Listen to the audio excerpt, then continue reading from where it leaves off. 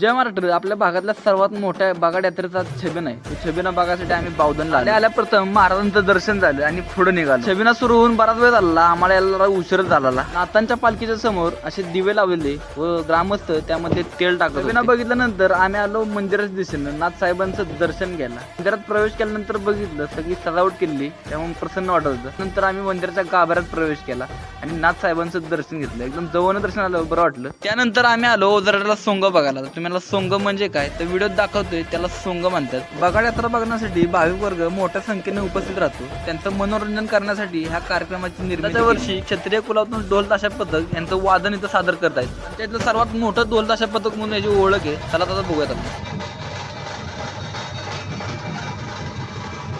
कोणाकोणाला सोंगांबद्दल अधिक माहिती आहे त्यांनी मला कमेंटमध्ये नक्की सांगा. आता आम्ही इथून चाललोय घरला. चला आता भेटू पुढच्या व्हिडिओमध्ये. व्हिडिओ आवडला असेल तर लाईक करा, कमेंट करा, जाता आता फॉलो करायला विसरू